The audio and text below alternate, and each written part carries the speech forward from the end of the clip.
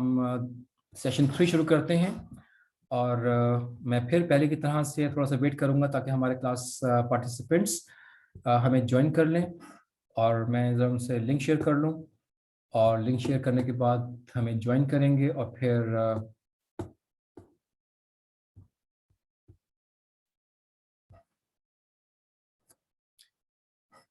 ठीक है, और ये मैंने सेंड कर दिया, और बस हमारे पास अभी ज्वाइन करना शुरू कर रहे हैं।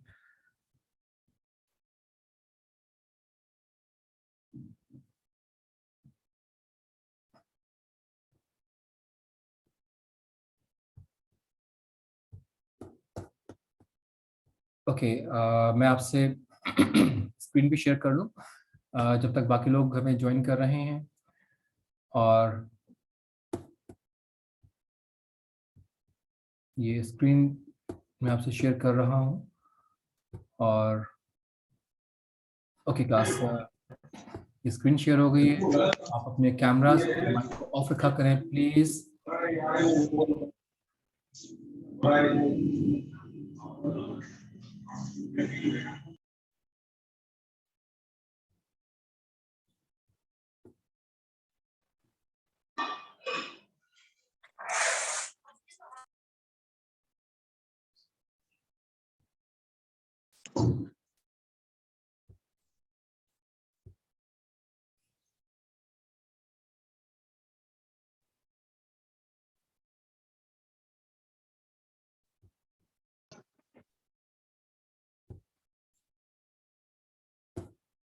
ओके क्लास, हम कंटिन्यू करते हैं। हम क्वेश्चन न्यूमेरिकल सॉल्व कर रहे थे, और उसमें हमने देखा कि हमने किस तरह से हमारे पास थर्ड हम पार्ट की बात की तरफ आ चुके हैं, और इसको हम अब देखते हैं। ये क्लास हमारे पास थर्ड है, is good x a normal और एन इंफीरियर गुड। ये एक नॉर्मल गुड है एक्स, या एक इंफीरियर गुड है। तो इसको हम देखने की कोशिश करते हैं कि ये क्या चीज़ है। और हमारे पास यहाँ पर एक सेकेंड, तो मैं स्क्रीन कंट्रोल कर लूँ ये चीज़। ओके, तो हमारे पास यहाँ तक ये बात हो गई है। अब हमारे पास यह थर्ड आंसर यहाँ से शुरू हो रहा है, does goods X and Y are substitute goods. यहाँ तक तो ये बात हो गई है। सब्स्टिट्यूट गुड्स की बात हो रही क्योंकि फर्क पड़ रहा है, तो ये सब्स्टिट्यूट गुड्स की बात हो गई है। ठीक है, मैं बार बार भी पहले बता चुका हूँ कि 5464 जब आंसर आ जाएगा, इसका मतलब हमारे पास एक्स यूनिट्स बढ़ रहे हैं, तो ये हमारे पास सब्स्टिट्यूट गुड है, ये कॉम्प्लीमेंट्री गुड नहीं है। अब हम यहाँ से बात शुरू करते हैं। सिंस, ये थर्ड आंसर है, since the coefficient of m in the demand function is -1 less than 0। ये देखिए, ये -1 है ना, लेस देन 0, ये m का कोफिशिएंट है। ये m का कोफिशिएंट है -1, ये -1, और -1 का मतलब है कि वो लेस देन 0 है। We know that $1 increase in income will decrease the consumption of good X by 1 unit। अगर हम यहां पर जैसे लिखा हुआ है ना, वी नो दैट $1 इंक्रीज, अगर हमने यहां पर 1 इंक्रीज कर दिया, 10,000 को 10,001 कर दिया, तो इसने माइनस करना है इसके आंसर को, तो यहां पर एक यूनिट कम हो जाएगा, 5,459 यूनिट्स हो जाएंगे। ठीक है, दस good x is an inferior good. तो हमारे पास जब भी इनकम बढ़ती है और डिमांड कम हो जाए, तो इसका मतलब क्या होता है कि वो इंफीरियर गुड है। ये पॉइंट मैं आपको दोबारा से बताता हूँ। क्वेश्चन में लिखा हुआ है, is good x a normal on an inferior good. ठीक है, नॉर्मल गुड है तो उसमें डिमांड, इनकम बढ़ने से डिमांड बढ़ जाएगी। लेकिन अगर इंफीरियर गुड है, तो अभी हमने क्या पढ़ा था कि अगर आपकी इनकम बढ़ जाएगी तो आप इंफीरियर गुड्स परचेज नहीं करेंगे। ठीक है, आपकी अगर इनकम बढ़ रही है तो आप इंफीरियर गुड्स परचेज नहीं करेंगे। मतलब आपकी अगर इनकम बढ़ रही है तो आप बस में सफर नहीं करेंगे, आप बाइक पे करेंगे। आप बाइक, आपकी इनकम और ज्यादा बढ़ रही है तो आप बाइक की जगह पे कार यूज करना शुरू कर देंगे, तो आप इंफीरियर से और अच्छे की तरफ मूव करना शुरू कर देते हैं। ठीक है, और ये पता कैसे चला हमें? इस सेंटेंस से, since the coefficient of m in the demand equation is -1 less than 0 है, ये चीज। ठीक है, ये लेस देन 1 है। So we know that $1 increase in income will decrease the consumption. अगर हम 10,000 को 10,001 कर देंगे तो ये ओवरऑल माइनस कर देगा जो भी आंसर हमारे पास आ रहा है बाय 1 यूनिट। तो consumption of good X by 1 unit, तो हमारी एक्स की कंजम्पशन की जो बात हो रही थी उसको 1 यूनिट कम कर दिया 10। और जब कम हो जाती है इनकम बढ़ने से, अगर हमारी यूनिट्स की डिमांड कम हो जाती है तो इसका मतलब क्या है कि हमारी हमारी प्रोडक्ट इंफीरियर है। मिसाल के तौर पर अगर लोगों की इनकम बढ़ जाए तो वो एप्पल फोन ज्यादा परचेज करना शुरू कर देंगे, मर्सिडीज ज्यादा परचेज करना शुरू कर देंगे, तो उसकी डिमांड बढ़ जाएगी। लेकिन अगर लोगों की इनकम बढ़ जाए तो वो ऑल्टो कम परचेज करना शुरू करेंगे, ठीक है, वो सस्ते फोन्स कम परचेज करेंगे, महंगे फोन्स की तरफ आ जाएंगे। तो यही हमारे पास एक क्वेश्चन था जो हमने यहाँ पर देखा और उसको समझने की कोशिश की है हमने। आई होप आपको ये समझ में आ गया होगा। ठीक है, और अब हम यहाँ से मैं इसकी स्टॉप शेयरिंग करता हूँ और आपको जो नोट्स बनाकर दिए हैं चैप्टर 2 के यहाँ पर बनाए हैं, और आप को इसको भी मैं दे दूंगा, कंप्लीट थोड़ा सा कर लूँ, थोड़ा सा इसका पोर्शन रह गया था, कंप्लीट करने के बाद आपको मैं ये सेंड कर दूंगा।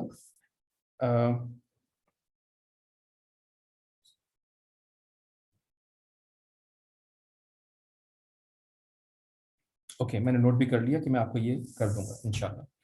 अच्छा क्लास, ये हमने यहाँ तक कंप्लीट कर लिया। अब आपको ये फॉर्मूला भी समझ में आ गया होगा क्या बात हो रही है। और अब हम यहाँ पर देख रहे हैं कि graphic the inverse demand function. तो ये वहाँ पर एक एग्जांपल दी गई है, तो इसको चाहे आप ना भी देखें तो कोई हर्ज की बात नहीं है कि हमारे पास किस तरह से बात हो रही है। तो इसकी यहाँ पर इनफैक्ट कोई ख़ास ज़रूरत नहीं है, क्योंकि यहाँ पर जो बुक में एग्जांपल दी गई है उसको यहाँ पर कुछ बात की जा रही है। So in fact I am deleting this right now, मैंने इसको डिलीट ही कर दिया। ओके क्लास, अब हमारे पास एक और बात आ रही है, एक नया टॉपिक, एक नई चीज, कंज्यूमर सरप्लस। कंज्यूमर सरप्लस एक नई चीज है, एक इंटरेस्टिंग चीज है, और उसको भी थोड़ा सा गौर से समझना है, ठीक है। और इसको हमने यहाँ पर गौर से समझना है कि कंज्यूमर सरप्लस क्या होता है। इसको हम आहिस्ता से पढ़ना शुरू करते हैं, क्योंकि इसको हमने समझ के देखना है कि इसमें क्या बात है। एक सेकंड में ये चीजें थोड़ा साइड पे कर दूं।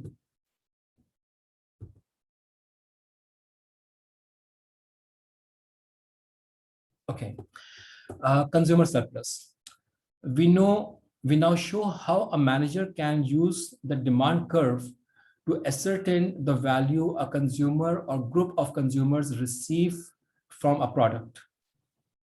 ठीक है, अब एक मैनेजर एक डिमांड कर्व से, हम ये चीजें पढ़ क्यों रहे हैं? मैनेजरियल इकोनॉमिक्स क्या है? मैनेजरियल इकोनॉमिक्स के मैनेजर्स इसको किस तरह से, इन इकोनॉमिक्स के कॉन्सेप्ट को किस तरह से देखते हैं। अब वो देखते क्यों हैं? क्योंकि उनको डिसीजन मेकिंग करनी होती है। तो इसीलिए यहाँ पर ये देखा जा रहा है और लिखा हुआ है कि अब हम ये पढ़ेंगे कि मैनेजर किस तरह से डिमांड कर्व को से एसर्टन करता है, मतलब ये आइडिया लगाता है, समझ सकता है द वैल्यू अ कंज्यूमर और ग्रुप ऑफ कंज्यूमर्स, एक कंज्यूमर या group of consumers receive from the product. तो वो क्या वैल्यू मिलती है, वो जो प्रोडक्ट बनाकर दे रहा है उससे उसको मिलता क्या है, ठीक है, एक कंज्यूमर को क्या मिल रहा है। The concept developed in this section are particularly useful in marketing and other disciplines that emphasize strategies such as value pricing and price discriminations. हम वैल्यू प्राइसेस को कैसे डिफरेंशिएट कर सकते हैं और डिस्ट्रीब्यूट कर सकते हैं। कभी कभी ऐसा होता है कि कुछ प्रोडक्ट्स की प्राइसेस, जैसे कराची में मैन्युफैक्चरिंग हो रही है तो कराची में कुछ और प्राइस होती है, और फिर उसकी प्राइस मुल्तान में, लाहौर में, पेशावर में, कोयटा में, फैसलाबाद में, हैदराबाद में, तो बहुत से शहरों में जितनी जितनी वो दूर वो प्रोडक्ट ट्रेवल करती है तो उसमें उसकी प्राइस का फ़र्क आ जाता है, क्योंकि ट्रांसपोर्टेशन एक्सपेंस भी आता है, तो इसलिए बहुत सी दफ़ा उनकी प्राइस में फ़र्क आता है। और बहुत सी प्राइसेस में फर्क नहीं आता है। तो वैल्यू क्या है, सच एज वैल्यू प्राइसिंग, कि हम वैल्यू के रिस्पेक्ट प्राइसिंग क्या कर रहे हैं, और प्राइसिंग को डिस्क्रिमिनेट कैसे करते हैं। ठीक है, तो इन बातों को यहां से देखा जाता है, हम पढ़ते हैं तो समझ में आएगा। By the law of demand, the amount a consumer is willing to pay for an additional unit of a good falls as more of the good is consumed. मतलब ये है, जैसे आपने डिमांड में एक एग्जांपल पढ़ी होगी कि आपको सेब खाने का बहुत ज़्यादा दिल चाह रहा है, तो आप जब पहला सेब खरीदेंगे तो आपकी रिक्वायरमेंट पूरी हो रही है। जब आप दूसरा सेब खरीदेंगे तो आपकी डिमांड अब उतनी नहीं रही, आपकी सेब खाने की ख्वाहिश उतनी नहीं रही, कंपैरेटिवली थोड़ी सी कम हो गई। आपने दो सेब खा लिए, फिर आपको एक और सेब खाने को दिल चाहा, लेकिन अब आपकी ये ख्वाहिश सेब खाने की पहले सेब के वक्त की तरह से नहीं है, सेकंड एप्पल खाने के वक्त की तरह से नहीं है, अब ये और कम हो गई। तो इसी तरह से ग्रेजुअली आपकी रिक्वायरमेंट, आपकी डिमांड कम होती चली जाती है। ठीक है, और इसके लिए फिर आप उसके लिए ज्यादा पे करने की कोशिश भी नहीं करते। ठीक है, पहले के लिए अगर आप बहुत ज्यादा भूखे हैं तो आप कहेंगे यार किसी भी कीमत पे कोई मुझे कुछ खिला दो, कोई बर्गर खिला दो, पिज्जा खिला दो, कुछ खाना खिला दो मुझे, मैं ज्यादा पैसे दे दूंगा। लेकिन जब आपने खा लिया तो अब आप उतने ज्यादा पैसे अब नहीं देंगे उस तरह के खाने के लिए, क्योंकि अब आपका पेट थोड़ा सा भर गया। अब इस सेंटेंस को हम दोबारा पढ़ते हैं। By the law of demand, the amount a consumer is willing to pay for an additional unit of a good falls as more of the good is consumed. जितनी ज्यादा आप गुड्स कंज्यूम करते चले जाएंगे, आपको उसको इस्तेमाल करने की रिक्वायरमेंट्स कम होती चली जाएगी। ठीक है, इस तरह से ये है। अब यहाँ पर एग्जाम्पल भी दी गई है, अभी हम पढ़ते हैं उसको, एग्जाम्पल को भी लेते हैं, फिर एक छोटा सा न्यूमेरिकल है उसको भी देखते हैं कि उसको हम किस तरह से समझ पा रहे हैं। The value consumers get from a good but do not have to pay for. अब यहाँ पर बहुत सी दफा ऐसा होता है कि अगर ये देखा जाए कि पानी बिल्कुल नहीं मिल रहा, तो पानी को बहुत ज्यादा महंगा कर दो। ठीक है, तो पहला दफा जब आप पानी पियेंगे तो ज्यादा कॉस्टली पानी पियेंगे, फिर आप थोड़ा अगला घूंट पियेंगे तो आप सस्ता पियेंगे, फिर और कम पियेंगे और फिर कम पैसा पे करेंगे। तो ऐसा तो नहीं होता ना कि आपके घूंट चेक किए जा रहे हों, आपने कितना दफा पानी पिया तो उसके रिस्पेक्ट आपसे चार्ज किया जा रहा हो। ऐसा होता है कि प्राइस सेट कर दी जाती है और फिर आप उसके मुताबिक पानी पीते रहते हैं। ठीक है, कुछ चीजें खाते रहते हैं। तो उसकी एग्जाम्पल को भी हम देखते हैं। मैं देखूँ आपने क्या कहा इसमें।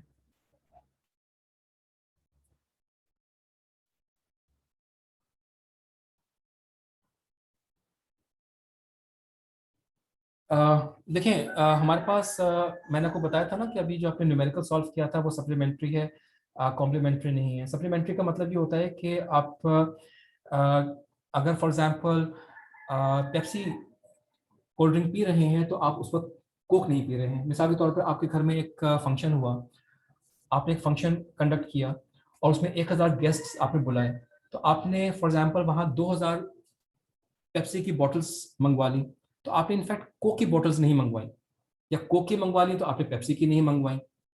इसका मतलब ये सब्स्टिट्यूट है कि एक के इस्तेमाल होने से दूसरी प्रोडक्ट कम हो रही है या बढ़ रही है। ठीक है, लेकिन अगर हम ये कहेंगे कि उससे फर्क ही नहीं पड़ा, तो मिसाल के तौर पर हम ये कहेंगे कि कोई और प्रोडक्ट है तो उससे कोई फर्क नहीं पड़ा, तो वो, अगर आपके आंसर में फर्क नहीं पड़ता तो वो कॉम्प्लीमेंट्री प्रोडक्ट होती है। ठीक है, तो क्योंकि फर्क पड़ रहा है और हम क्वांटिटी डिमांडेड को कैलकुलेट कर रहे हैं, इसलिए उसको फिर सब्स्टिट्यूट प्रोडक्ट कहा जा रहा है, ये वजह से।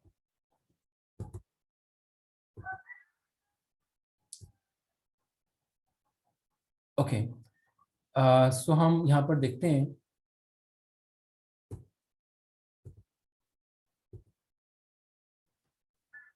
कि हमारे पास यहाँ पर जो फिगर दी गई है इसमें हमारे पास क्या चीज़ अवेलेबल है, और फिर हम इसको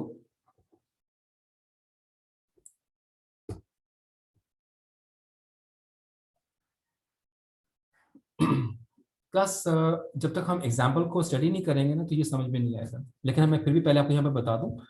तो फिर हम इसकी एग्जाम्पल को देखेंगे तो हमें जैसे नीचे लिखा नजर आ रहा है आपको रेड कलर में, डेमोन्स्ट्रेशन प्रॉब्लम 2-2, इसको हम अटेम्प्ट करेंगे तो आपको ये समझ में आएगा। अब पहले हम इस कंज्यूमर सरप्लस की फिगर 2-5 को देख लेते हैं। इसमें आपको जो ए फिगर नजर आ रही है लेफ्ट साइड पर, तो हमें ये नजर आ रहा है इसमें कि एक्स एक्सिस पर क्वांटिटी है और वाई एक्सिस पर प्राइस है, जैसे कि हमारे पास हमेशा होती है। अब हमारे पास प्राइस है $5, 4, 3, 2, 1, और क्वांटिटी हमारे पास है 1, 2, 3, 4। तो हमारे पास ये डिमांड कर्व इस तरह से बनेगा, जैसे जैसे हमारे पास प्राइस कम होगी तो डिमांड बढ़ जाएगी, प्राइस कम हुई डिमांड बढ़ गई, प्राइस और कम हुई और डिमांड हमारे पास और बढ़ गई। ठीक है, लेकिन ये तो हम जानते ही हैं। हमारा क्वेश्चन यहाँ पर ये है कि कंज्यूमर सरप्लस को हम आइडेंटिफाई करें। अब फॉर एग्जांपल यहाँ पर हमारे पास अगर $2 पर हम 3 लीटर्स पानी पीते हैं, अगर हम यहाँ बात करें $2 पर 3 लीटर्स पानी पी रहे हैं, ये एवरेज प्राइस उन्होंने निकाल ली।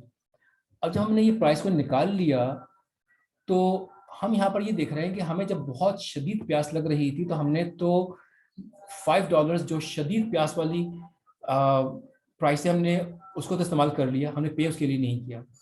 फिर हमने इस वाली प्राइस को हमने पानी पी लिया, लेकिन हमने पे नहीं किया, तो हम $2 3 लीटर्स के लिए पे कर रहे हैं। 3 लीटर्स की पैकिंग समझ लें, एक 3 लीटर्स की एक बॉटल जिसको हम $2 के रेस्पेक्ट ले रहे हैं।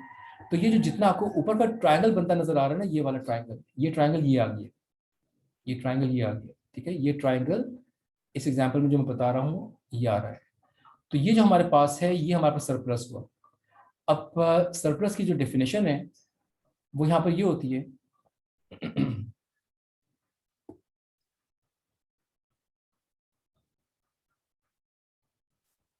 the value consumers get from a good but do not have to pay for।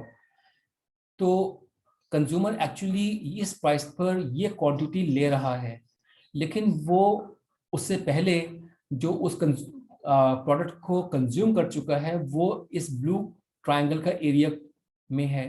तो जब उसने कंज्यूम कर ली तो उसने ये पे तो नहीं किया इसके लिए, तो पे तो उसने सिर्फ यहाँ के लिए किया है। तो इसलिए फिर हम कहते हैं ये कंज्यूमर सरप्लस है। ठीक है, एक छोटा सा कॉन्सेप्ट अभी आपको क्लियर नहीं हुआ होगा, जब तक एग्जाम्पल नहीं देखेंगे आपको क्लियर नहीं होगा, लेकिन बता इसलिए दिया कि हम इस फिगर को अभी देख रहे हैं, इसके बाद हम एग्जाम्पल देखने जाएंगे और फिर हम इस फिगर को उसके बाद दोबारा से देखेंगे, तो आपको ये फिगर फिर से ही समझ में आएगी कि बात हो क्या रही है।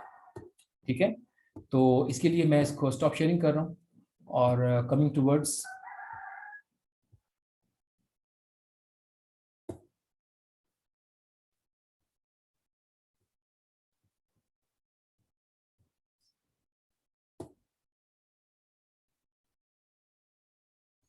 ये हमारे पास हमारी बुक है क्लास, और यहाँ पर मैं इसको स्क्रॉल कर दूं और उस टॉपिक की तरफ आ जाए, कंज्यूमर सरप्लस, ये टॉपिक आपके पास है। बाय द वे मैं आपको जो ये टॉपिक बता रहा हूँ, ये टॉपिक आपके पास ज़ाहिर है चैप्टर 2 में है। इसमें कंज्यूमर सरप्लस की बात की जा रही है, और जो आपको मैं कुछ पानी वगैरह पीने की बात बता रहा था वो आपके पास यहाँ पर इसमें यहाँ पर यही लिखा होगा।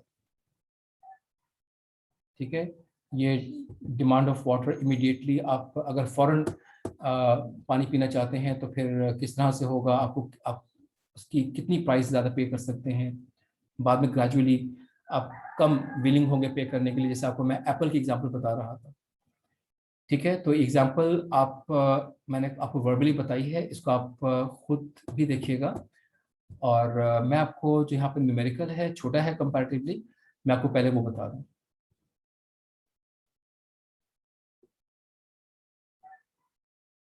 ये हमारे पास है, और पहले आपको मैं बता दूं कि इसका न्यूमेरिकल साइज बहुत बड़ा नहीं है, ये आपके पास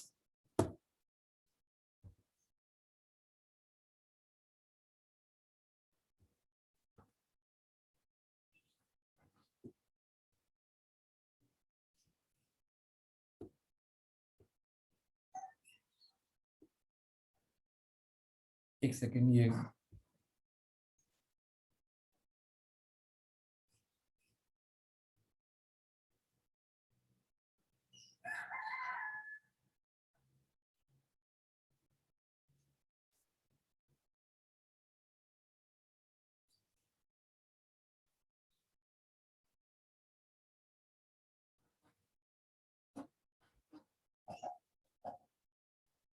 ओके क्लास, ये हमारे पास एग्जाम्पल है न्यूमेरिकल, इसको हम देखते हैं और समझने की कोशिश करते हैं.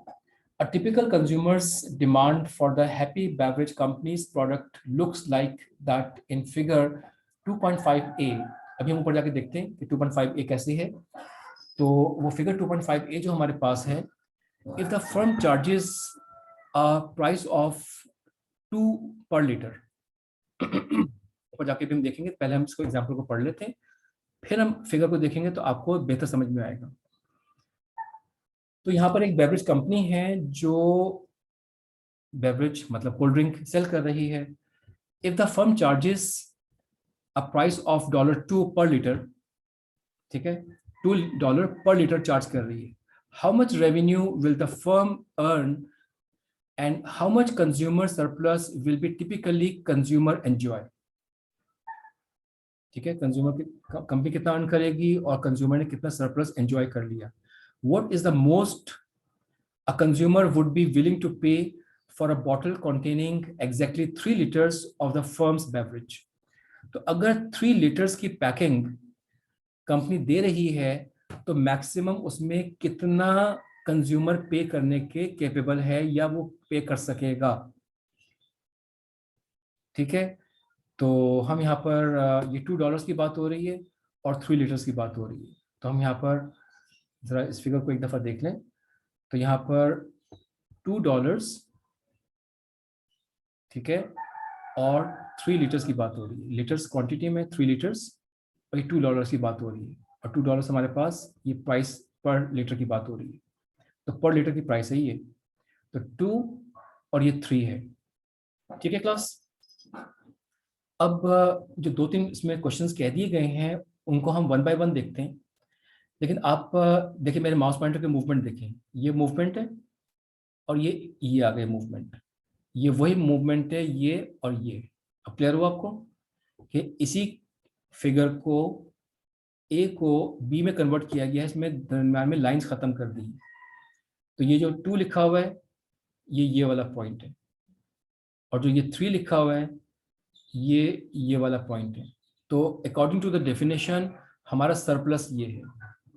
ठीक है, तो अगर हम इस ट्राइंगल की आइडेंटिफिकेशन करें तो हमें क्या नजर आता है कि यहां से यहां तक ये 3 है. ये लाइन 3 है ना, ये लाइन 3 है. लेकिन ये लाइन कितनी है, ये हम एरिया फाइंड करना चाहते हैं. तो ये लाइन कितनी है, ये लाइन है 5 - 2. तो ये 3 पॉइंट्स की लाइन नजर आ जाएगी. ये 5 पॉइंट है लिखा हुआ ना, ये 5 पॉइंट्स, ये 5 है और ये 2 है. तो ये दरमियान में कितनी हाइट है इसकी, 5 - 2 3 हो गया. अब क्लियर हो गया क्लास कि हमारे पास ये 3 है और ये भी 3 है इत्तेफाक से. अब हम चलते हैं क्वेश्चन को रीड करते हैं. ये हमने स्टेटमेंट पढ़ ली थी. अब हम इसकी सॉल्यूशन या आंसर की तरफ जाते हैं. At the price $2 per liter, a typical consumer will purchase 3 liters of the beverage. ये तो हमने देख लिया. Thus the firm's revenue is $6 and the consumer surplus is 4.5. अच्छा, ये 4.5 कैसे आया, पहले हम ये सेंटेंस को थोड़ा टुकड़ों में पढ़ते हैं. Thus the firm's revenue is $6. यहां तक बात पढ़ लें. वो क्या था कि $2 प्राइस पर 3 लीटर्स की जो ड्रिंक है, कोल्ड ड्रिंक है, तो 2 3 6 $6 की हो गई ना, क्योंकि जो $2 की बात हो रही थी वो $2 पर लीटर की बात हो रही थी. आई होप आपको यहाँ तक क्लियर हो गया होगा. अब इन्होंने जो ऊपर ट्रायंगल बना हुआ था ना, उस एरिया को फाइंड करना है. तो इन्होंने यहाँ पर पहले तो उसका आंसर बता दिया है, and the consumer surplus is $4.5. अब ये आया कैसे, ये ब्रैकेट में यहां से लेकर यहां तक ब्रैकेट में लिखा हुआ है. ठीक है, ये यहां से लेकर यहां तक के ब्रैकेट में लिखा हुआ है. इसमें क्या लिखा है, the area of consumer surplus triangle is 1/2. आपको याद है वो जो हम आप एरिया फाइंड करते थे ना, एक रेक्टेंगल का एरिया क्या होता था, बेस इंटू हाइट या लेंथ इंटू ब्रेथ होती थी. और ट्राइंगल का क्या होता था, हाफ बेस इंटू हाइट हुआ करती थी. तो यहाँ भी वही फॉर्मूला यूज में आ रहा है, is 1/2 the base times the height, English में तो ऐसे लिखेंगे ना इसको, 1/2 द बेस इंटू हाइट, मतलब half into base into height. कैसे लिखेंगे? हाफ का मतलब है 0.5, बेस क्या थी मैंने आपको बताया था ना, वो 3 क्वांटिटी की बात हो रही थी, और मैंने उस ब्लू ट्रायंगुलर पोर्शन को मैंने क्या बताया था आपको कि वो कैसे हम कहेंगे, वो 5 - 2 कहेंगे। कैलकुलेट करने का तरीका क्या है? 5 - 2। असल में देखें तो ये भी ऐसे ही हो रहा है, 3 - 0, क्योंकि ये किनारे पर था ना, तो 3 - 0 3 आ गया, और 5 - 2 3 आ गया। तो जब आपने 3 और ये 3 3 9, 9 को 0.5 से मल्टीप्लाई करेंगे या हाफ से डिवाइड कर देंगे तो आंसर क्या आएगा? 4.5। तो ये आपकी अमाउंट आ गई है कौन सी चीज की? सरप्लस एरिया की। ठीक है, जैसे यहाँ लिखा था ना, and the surplus area, surplus consumer surplus is $4.5। इसका मतलब कंज्यूमर ने $2 के लिहाज से तो अपनी, जब उसकी नॉर्मल ख्वाहिश थी, नॉर्मल रिक्वायरमेंट थी कोल्ड ड्रिंक पीने की, उसने वो पे किया, लेकिन वो जब ज्यादा प्यासा है या ज्यादा उसको जरूरत है तो वो कितना पे कर सकता है? वो उसकी सरप्लस की प्राइस ये है। इसका मतलब क्या हुआ कि अगर हम उस नॉर्मल और सरप्लस को मिला लें तो हमें नजर आता है the total value of 3 liters of the firm's beverage to a typical consumer is $6 plus $4.5 और $10.50, 6 और 4.5, $10.5 हो गया। This is also the maximum amount a consumer would be willing to pay for a bottle containing exactly 3 liters of the firm's beverage। मतलब इससे ज्यादा तो consumer पे ही नहीं करेगा। उसकी जो ख्वाहिश थी वो $5 पर, फिर 4 पर, फिर 3 पर, फिर 2 पर जब वो आया तो उसने नॉर्मली परचेज किया। ठीक है, तो उसने 3 लीटर की बोतल जब परचेज की है तो उसमें उसकी जो सरप्लस की वैल्यू है वो भी इसमें ऐड की जा रही है। ठीक है, तो जब सरप्लस की वैल्यू ऐड की जा रही है तो कंज्यूमर मैक्सिमम इतना पे करेगा 10.50, उससे ज्यादा तो पे ही नहीं करेगा। Also, the maximum amount a consumer would be willing to pay for a bottle containing exactly 3 liters of the firm's beverage. Expressed differently, if the firm sold the product in 3-liter bottle rather than in smaller units, अगर 3 litre की packing में cold drink cell करेगी company, it would sell each bottle for $10.5 to earn higher revenues and extract all customer surplus। मतलब वो इससे ज्यादा तो price रख ही नहीं सकते, फिर प्रोडक्ट बिकेगी नहीं, मैक्सिमम इतना वो रख सकते हैं, इससे ज्यादा हो ही नहीं सकता है। अब मैं आपको इस फिगर को दोबारा से बताऊं, क्योंकि एक स्क्रीन पर एक वक्त में नजर नहीं आ रही ना, तो इसलिए आपको मैं पहले बता रहा था फिर दोबारा से बता रहा हूं। तो होना क्या है, इस जगह की वैल्यू क्या है? $2, ये लिखा हुआ $2, और 3 लीटर्स, ये लीटर्स में लिखा हुआ है 3 लीटर्स, तो ये $2 3 लीटर्स। तो ये पैकिंग कितने की हो गई? मतलब ये एरिया कितना का हो गया? यहाँ से यहाँ तक का एरिया 2 3 6, तो हमारे पास ये $6 की बात हो गई है। ये जो व्हाइट आपको रेक्टेंगल नजर आ रहा है ना, ये इसकी बात हो रही है। 2 और ये 3, 2 3 6, ये तो ये बात हो गई। लेकिन सरप्लस जब ज्यादा जरूरत थी उस वक्त भी तो उसने इस्तेमाल किया है ना। तो ये क्या चीज हो गई? ये वो चीज है कि इसने इस ट्रायंगल का एरिया कैसे फाइंड करते हैं? 3, ये 3 हो गया यहाँ से यहाँ तक, और ये कैसे आया? 5 - 2 3 आ गया, और हाफ से डिवाइड कर देंगे तो हमारे पास ये आ जाएगा। तो इस तरह से हमारे पास ये चीज आ गई। तो हमने इस ब्लू एरिया और इस व्हाइट एरिया को चेक किया, कैलकुलेट किया, तो ये मैक्सिमम प्राइस है जो कंज्यूमर पे कर सकता है। इसे कहते हैं कंज्यूमर सरप्लस। अब आपको एक चीज बताऊं कि मैंने जो आपको एक डेफिनेशन बताई थी, बल्कि यहाँ पर आपको डेफिनेशन लिखी हुई बता दूं, ये लिखी हुई है कंज्यूमर सरप्लस की। The value consumer get from a good but do not have to pay for. तो अभी तो यहाँ पर ये कैलकुलेशन थी ना कि हम उस सरप्लस की वैल्यू भी फाइंड कर रहे थे क्योंकि क्वेश्चन में कहा गया था, लेकिन आमतौर पे तो फाइंड नहीं करते हैं ना। आपको एग्जांपल बताऊंगा। कि आपको एक कार परचेस करनी है, लेट्स से टोयोटा करोला, और करोला कहता है, कंपनी कहती है कि ये 30 लाख रुपए की गाड़ी है। ठीक है, आपने आज एक ऑर्डर प्लेस किया, आज डेट है March 13, और आप कंपनी से कहते हैं कि मुझे गाड़ी दे दो।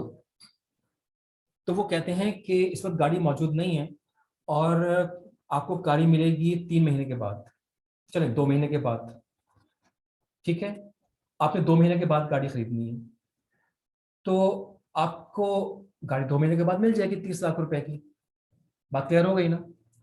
लेकिन वो कहते हैं यार कि एक तरीका और भी है, अगर आपको अर्जेंट कार चाहिए है, तो ये किसी की गाड़ी खड़ी हुई है, ये आदमी कहता है कि भाई मैंने पैसा खर्च किया 2 महीने पहले, और मेरे गाड़ी अब मुझे मिली है, लेकिन अब मैं कहीं भी पैसा लगाता तो मुझे तो इसमें 3 लाख रुपए मुनाफा हो ही जाना था। तो तुम ऐसा करो कि मुझे इसके 33 लाख रुपीज दो, तो अभी तुम गाड़ी ले लो। इसका मतलब वो उसको एडिशनल पैसे दे रहे हैं। तो अगर वो एडिशनल पैसे दे रहा है, तो इसका मतलब फिर क्या हुआ कि वो एडिशनल पैसे देकर गाड़ी ले लेगा 33 लाख रुपीज की। लेकिन अगर ये इस कहानी नहीं है, हम जाते हैं, हम कहते हैं कि हमें कार चाहिए और हमें कार मिल जाती है, इसका मतलब हमने जो वो अशद जरूरत थी, बहुत सख्त जरूरत थी गाड़ी लेने की, और 2 महीने बाद हमें गाड़ी मिल रही थी, लेकिन हमें आज अभी फौरन ही गाड़ी मिल गई, तो हमने क्या किया, हमने 30 लाख में गाड़ी ले ली आज ही, हमने वो 3 लाख एक्स्ट्रा पे नहीं किए। ये कंज्यूमर सरप्लस था।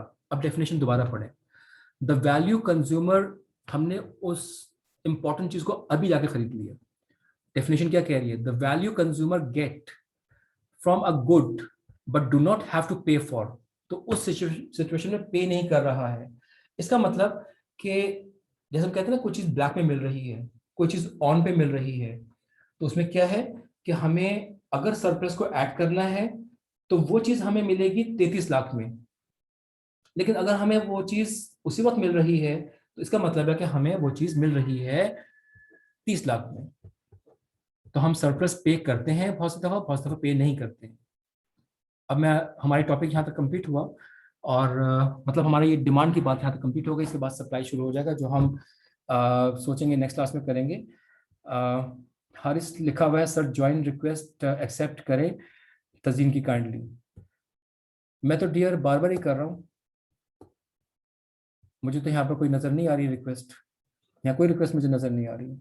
शायद मेरे ख्याल से मैंने कर दी होगी, शायद आपका ये मैसेज पुराना होगा। और सर शफिया यूनुस की रिक्वेस्ट एक्सेप्ट करें, ये तो मैं करता रहा हूँ डियर।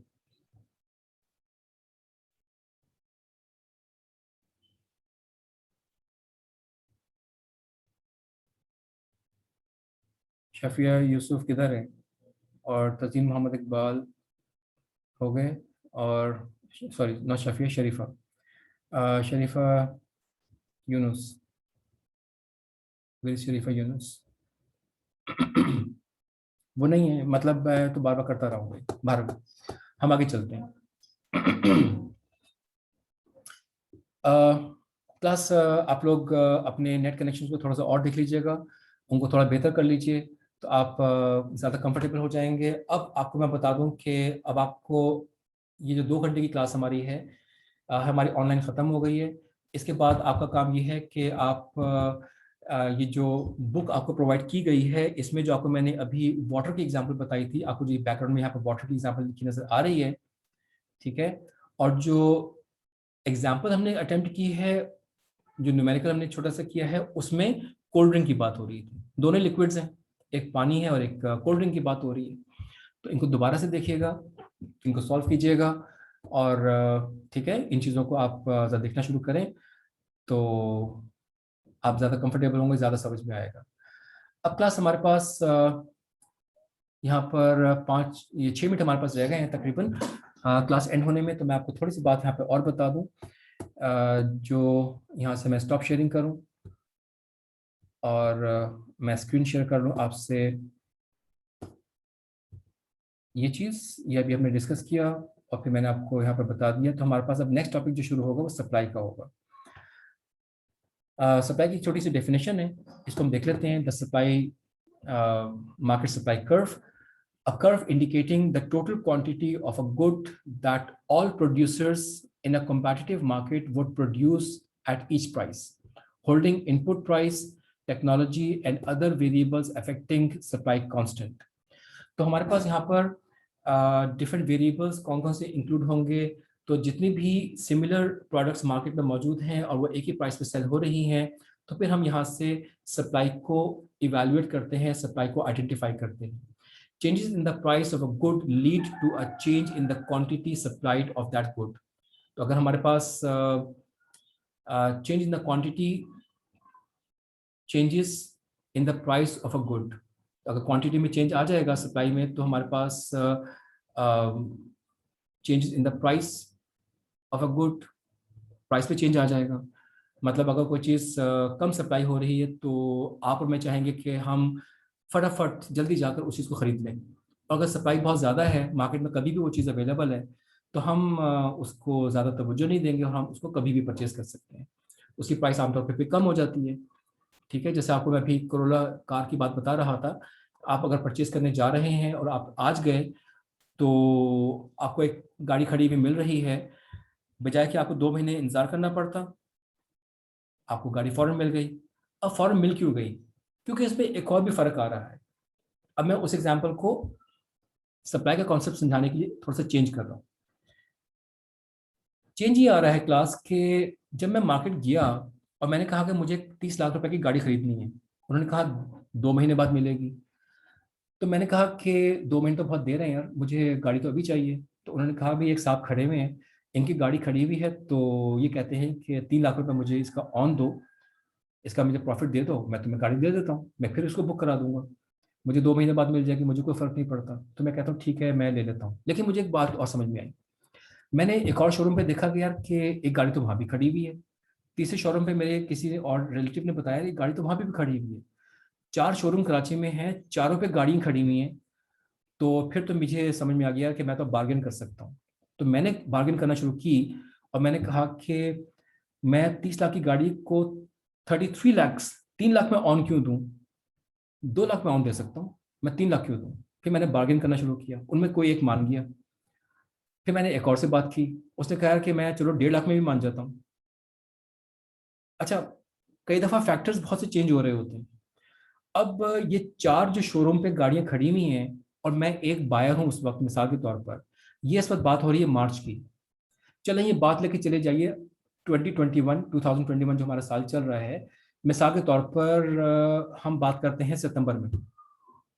मैं अगस्त या सितंबर में गाड़ी खरीदना चाहता हूँ और उस वक्त वो कहते हैं कि 3 लाख रुपए दो. दूसरा सेलर कहता है कि मैं चलो 2.5 लाख में दे दूंगा. तीसरा कहता है मैं 2 में दे दूंगा. मैं ये सोचता हूँ कि यार कि देखो, इस वक्त साल खत्म होने वाला है और 2022 की गाड़ी बस अभी अक्टूबर में आने वाली है. अगर मैंने नहीं ली तो इनकी गाड़ी तो बिकनी ही नहीं है, ये तो वैसे ही 2 लाख नीचे आ जाएगी. और वो भी परेशान कि यार ये कस्टमर एक ही आया हुआ है, अगर ये गाड़ी नहीं लेगा तो मुझे तो इससे जितनी मेरे पास प्राइस है 30 लाख रुपए की, ये उससे भी कम पे चली जाएगी, क्योंकि ये गाड़ी पिछले साल की कहलाएगी. आप देख रहे हैं मल्टीपल फैक्टर्स इन्वॉल्व होते चले जा रहे हैं. अब वो क्या चाहेगा कि यार इस गाड़ी को जल्दी से निकालो, जितने की मैंने ली थी मुनाफा नहीं भी मिल रहा, कम से कम लॉस तो मुझे नहीं हो.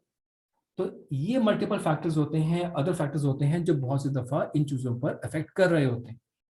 अब आपको आई होप इससे थोड़ा सा और समझ में आया होगा कि ये मल्टीपल फैक्टर्स किस तरह से रिकॉर्ड ये चीजें होती हैं. जी मेल मैं कर दूंगा.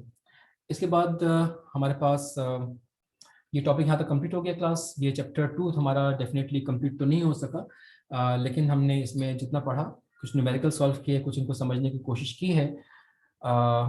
तो इनको प्लीज़ आप बेहतर तरीके से अटेम्प्ट कर लीजिएगा, पढ़ लीजिएगा. हो सकता है कि आपके नेक्स्ट क्लास में मैं ग्रुप पे अनाउंस कर दूंगा, अगर कोई क्विज हुआ तो वो भी आपका ऑनलाइन क्विज होगा, तो मैं आपको बता दूंगा, तो उसको फिर आप अटेम्प्ट कर लेंगे. ठीक है, तो इस तरह से आप काम कर लीजिएगा. तो यहाँ तक हमारे पास क्लास बस एंड हुई है और हमारी क्लास अभी इसी वक्त किसी वक्त भी ख़त्म हो सकती है, तो मैं यहाँ पर इसको एंड करने की तरफ मूव कर रहा हूँ. ठीक है, कोई क्वेश्चन है तो आप पूछ लें.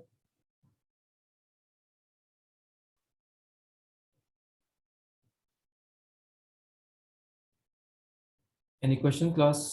कुछ तो पूछना चाहें? ओके, सो अगर क्वेश्चन नहीं है तो क्योंकि टाइम ऑलमोस्ट खत्म हो ही रहा है, तो थैंक यू वेरी मच। अस्सलाम वालेकुम फ्रॉम माय साइड।